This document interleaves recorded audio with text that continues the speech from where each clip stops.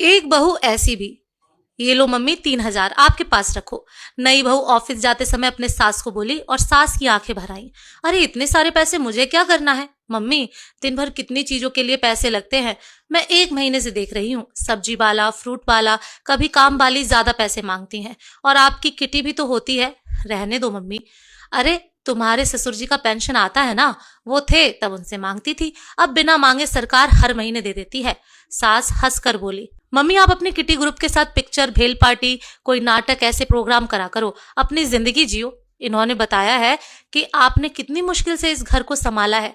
बड़े भैया अमेरिका में हैं, दीदी ससुराल में खुश हैं, अब आप भी अपनी दुनिया बनाओ। मुझे पता है आपने अपनी सारी इच्छाओं का गला घोट के घर बनाया है, आप खुद के लिए जियो। इतनी छोटी उम्र में इतनी बड़ी बड़ी बातें कहाँ से सीखी रही? तो मैं 10-12 साल की होंगी। उस दिन मेरी दादी बुआ के यहाँ जा रही थी।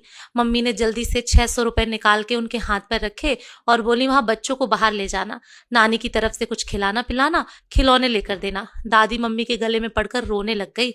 इतने पैसे कभी दिल खोलकर खर्च किए ही नहीं, ऐसा बोलने लगी।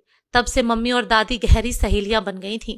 जैसे मम्मी मुझे मालूम है घर संभालने के लिए आपको अपनी जॉब भी छोड़नी पड़ी, कितना बुरा लगा होगा आपको, कितनी इच्छाएं महत्वाकांक्षाओं का दम घोटना पड़ा होगा। इसके अलावा हर छोटी बड़ी बात के लिए पति के सामने हाथ फैलाना पड़ा होगा।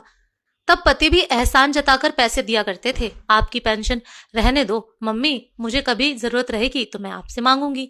अरे बेटा सब कुछ आज ही बोलोगी क्या? तुम्हें ऑफिस में देर हो रही है, जल्दी जाओ। मुझे बोलने दो मम्मी, यह मैं मेरी खुशी के लिए कर रही हूँ। मेरी माँ कहती है कि 18 घंटे घर में खटने वाली महिला को कोई समझता ही नहीं है, लेकिन तुम अपनी सास की मेहनत को ध्यान में रखना।